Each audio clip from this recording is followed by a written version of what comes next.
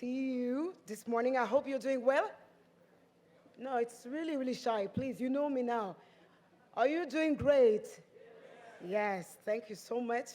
I'm very happy to moderate those two panels today, panel session.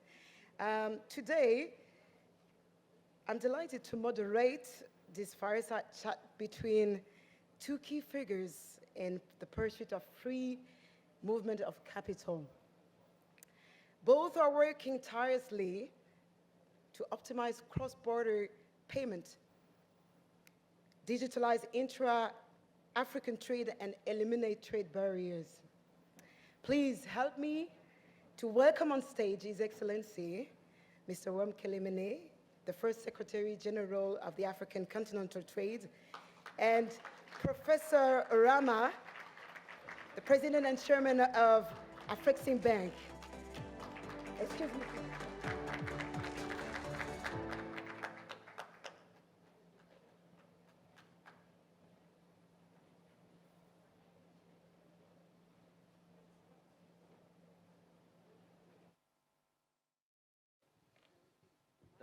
Thank you. Okay, thank you.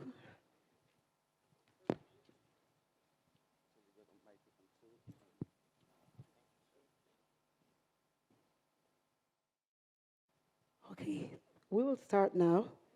So, you all know, everyone here knows, that you are both engaged to boost capital flows, yes, and create one African market for the world's largest free trade area in the face of geopolitical challenges, including African memberships of the regional economic communities and protectionism. So my first question will be addressed to you, His Excellency. To what extent is the fragmentation across the regional blocks proving to be a barrier to the free movement of capital? Thank you very much, and let me thank the organizers for inviting us and for convening this session. It's a pleasure to be here today. And I could not have asked for a better co-panelist than my senior brother, Professor Oramah. The fragmentation of our continent over the last 65 years, 70 years, has been pronounced, extended, and deepened. And it extends over financial services, trade in goods, customs systems, currency exchanges, which I know we will get to. So really every aspect of Africa's economic life and economic activity has been impacted very negatively by this fragmentation. The AFCFTA, the main objective is to break down, eliminate this fragmentation, and create a single market. Create a single market across the 47 countries who are now signatories and also who have ratified the agreement establishing the AFCFTA. In one of the protocols, the protocol on trade in services, the objective is to liberalize trade in financial services, break down the barriers. That's the first objective. The second objective will be to create a regulatory framework, a harmonized regulatory framework for financial services, without impacting on the right of the central bank to regulate at national level or regional level where there is a regional central bank. So with these two objectives, liberalization of financial services from a trade point of view, as well as establishing a common regulatory harmonized system for financial services, we would be taking steps towards facilitation of movement of capital. We have an opportunity. When we are talking about movement of capital across borders, we have an opportunity through the AFCFTA to establish the regulatory framework for that. Because the AFCFTA is the only instrument that we have that is Pan-African, that has the, within the framework of the African Union. So we should utilize it for creating conditions for movement of persons. We are not there yet. That discussion has not yet started, but I believe that there is an opportunity for us to reach that point of integration of movement of capital. And I'll just end on this point in this segment in answering this question. If you remember, when the European Union started, it set itself stages and phases of integration. The European Union is now at the final stage of integration. But it didn't always start with a free movement of capital. It started as a European Coal and Steel Pact. So there is precedent for a linear model of integration, achieving step-by-step convergence of harmonized rules.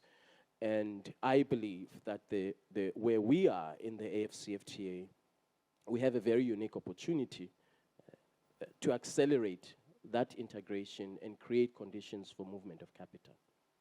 Okay, thank you. I have a last question. Regarding fiscal policy, i.e. tariffs to enable free movement of goods that IFCTA champions, what is your vision? Well, the vision is to, by the year 2035, for 97% of products that are traded in Africa to be traded at zero duty. That is to say that the goods can move freely across borders. That is a significant ambition, but I believe it is an achievable ambition because we are building on the liberalization that is already achieved within regional economic communities. So the reduction of tariffs and the elimination of tariffs will enable a more integrated free trade area across the regions of the African continent. Now, there are some concerns about protectionism, about nationalism, which is to be expected. So we have to introduce tools that will alleviate these concerns. For example, where one is reducing and eliminating tariffs, how do you then account for the government's concern for fiscal revenue losses as the government reduces or eliminates the tariffs? That's why the partnership with Afreximbank is so important. We have the AFCFTA Adjustment Fund to assist countries who will experience that transition in terms of revenue losses, fiscal revenue losses. So we have done the studies, and the studies clearly indicate that the AFCFTA Adjustment Fund, which Afreximbank has already capitalized with an amount of $1 billion, we will raise more. This will enable governments to accelerate the elimination of tariffs so that we can see the movement of goods across borders in the shortest amount of time. Thank you, His Excellency. And you mentioned something, the partnership with Afreximbank is very important, and this is a good transition for me because AFCTA, as you mentioned, it is now benefiting from the Pan-African Payment Settlement System, the PAPS, after the PAPS pilot project has been launched last year. It's painted a major milestone, Professor Oramah, but it comes at a challenging time, as you know, because today 80% of the transaction volume, significant capital, occurs in the informal sector, and not only in Africa, but the world is facing rising geopolitical fragmentation and also long-lasting inflation. So how far can PAPS and other digital innovation really go to in this context? Yeah, thank you very much. Let me also add my voice in thanking the Jeune Afrique. The Publisher of General Afrique for organizing this and inviting me, and also welcome my brother, Wamkele, here. And thank all of you who have gathered here to listen. What we have on the continent is a situation that is untenable. And with developments we are seeing today, it's become more and more untenable. We've spent 60 years since independence, and we remain the continent of potential. We've never achieved potential. When I was a young boy, I went to school. Africa has big potentials. Mm-hmm. I went to secondary school. Africa had big potentials. I went to university. Africa had big potentials. I started working. You have lost I go everywhere. They tell me, oh, you have, but we're not going to eat potential. We have to do things to change what we have. And the biggest problem we have is the fragmentation of our continent. The fragmentation of our continent, which was done for a strategic reason, by the way. It was a colonial strategy to extract the most from the colonies' particular powers controlled. And it's well documented. So if it was a strategy to support something that had ended, it then meant that everything we do must be to reverse that strategy. And reversing it means coming together.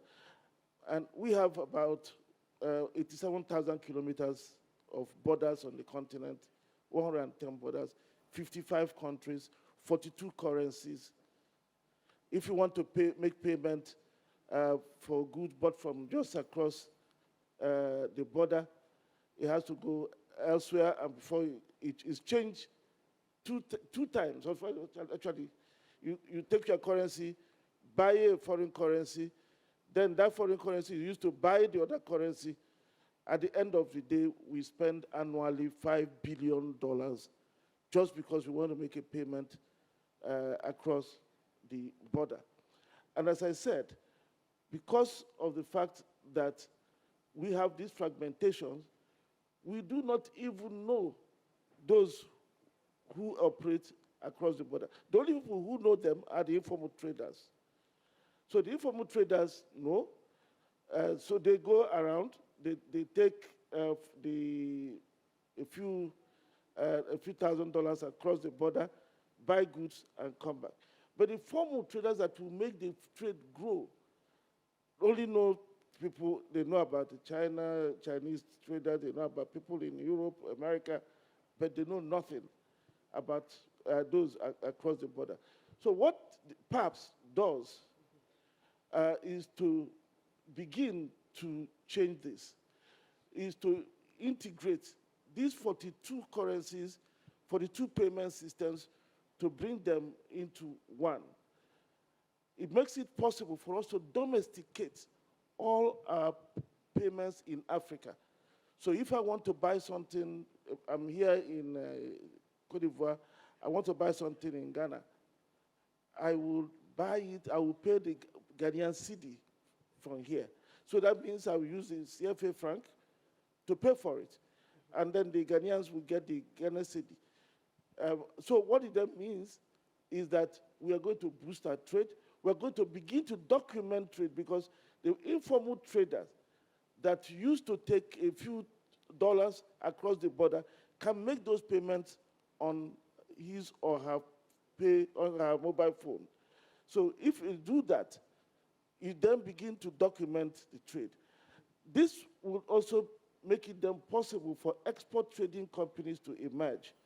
The reason you have informal traders is because of because we don't have institutions that trade. In fact, the more informal traders you have, then it indicates evidence of institutional failure. If you have people who trade, who can go bring goods, break the bulk in different markets, there will be no need for informal traders.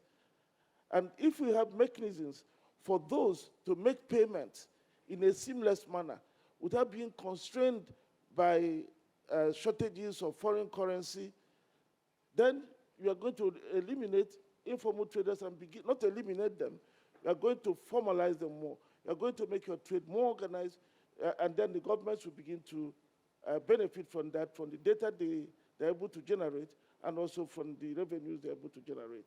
So that's what PAPS will do for us. We have already started commercializing it and supporting the countries already that are on it with a clearing fund of a settlement fund of $500 million. As it goes all over Africa, we're going to support with $3 billion. And I would like to thank my brother Wamkele for the partnership in this, and of course, all the central banks that have worked with us and the African Union to put this together. Thank you, Mr. Oramah. Thank you for you explaining how PAPS and the digital innovation really do in this context. And let's now talk about cost, His Excellency. What's your assessment of the cost of moving capital across borders for the private sectors, and how do you expect such cost will evolve?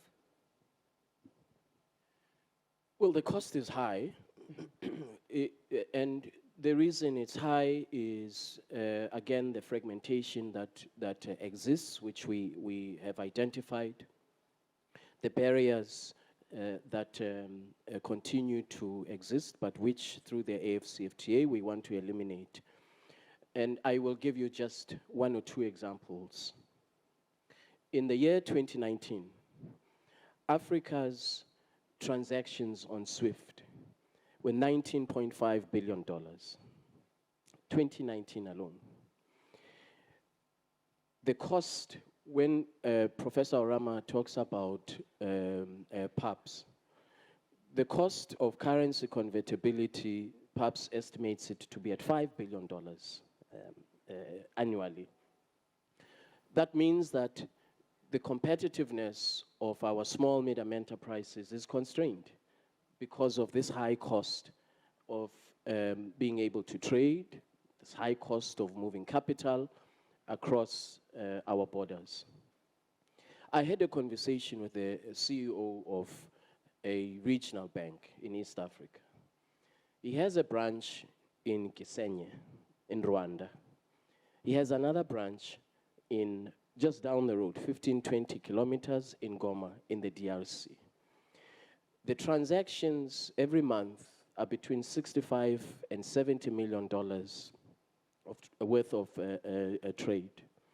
Now, when he wants to transact with his other branch, he has to use a correspondent bank in New York.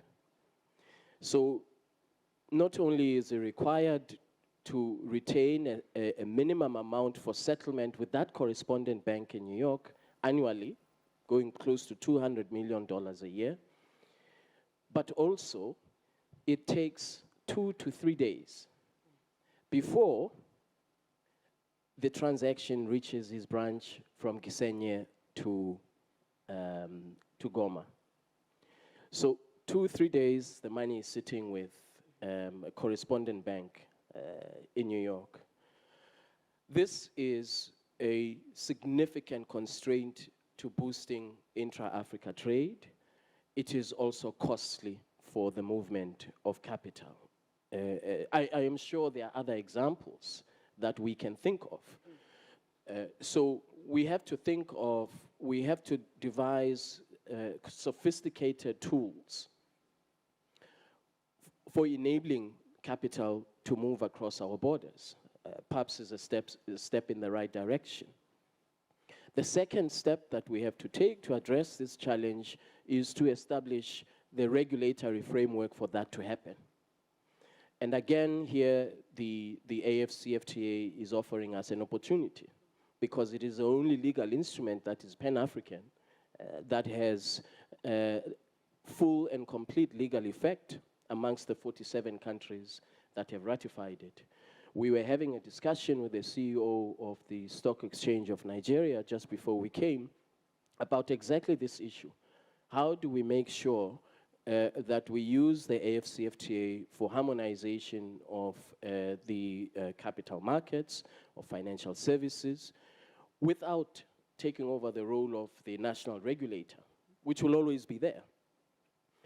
Their responsibility is to ensure stability of the financial system, prudential regulation, and oversight of banks issuing licenses. All of that will continue and should continue to happen at national level. We do not want to interfere with the right of the regulator to regulate. But we do think that it is critical that we take steps towards financial systems harmonization in Africa to overcome this cost of currency convertibility, the cost of movement of capital, and then, of course, the absence of a harmonized regulatory system for financial services in Africa. So we have to make use of the AFCFTA to achieve those objectives. It would be ill-advised to start a parallel process, a new process of discussions of financial markets convergence at a continental level when we can use the AFCFTA as a vehicle to achieve that objective. Thank you, His Excellency. Excuse me, Maureen. May I ask a last question? Okay, thank you so much. I will ask you a last question because you talked about correspondent banking and if innovation like perhaps Professor Oramah are going to limit third-party correspondent banks, as we were talking a few seconds ago outside the continent, it's obviously good news for local banks, but what future do you see for international banks on the continent? Okay, Tano, thank you very much. International banks on the continent are welcome.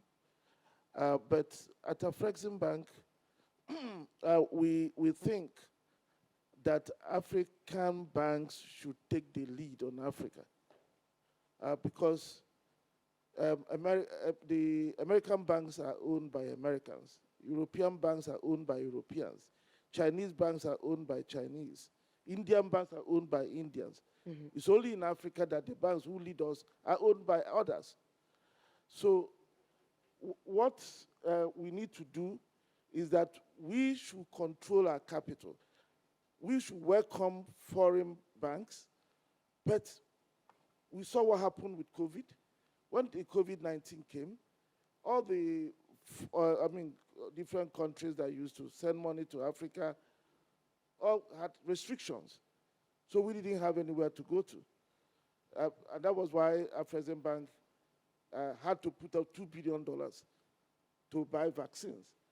If we had other banks that could do it, maybe Afrexim Bank we should have shared the risk with all the other banks. But other parts of the world were able to handle their affairs at the time of emergency. So, and that is why at Afrexim Bank, we have a strategy to support African financial institutions to acquire international banks that are exiting Africa. So while we welcome at the international banks, what we want to do is to make sure that a greater proportion of the banking system assets is controlled by African-owned banks. That is what I think will work for the continent, because that is the only way that the SMEs can have access to capital. And it's not because the foreign banks are discriminating. It is because the credit committees of some of the banks are in their headquarters. So if you bring a name that is very exotic to a credit committee, the likelihood of approving that loan, no matter how good it is very low. We know that. So we should have the relationship that makes it possible for African banks to strengthen their relationship with international banks and put African banks ahead in dealing with the businesses on the continent, because that is the only way we believe the businesses will grow in Africa and Africa will begin to catch up in development.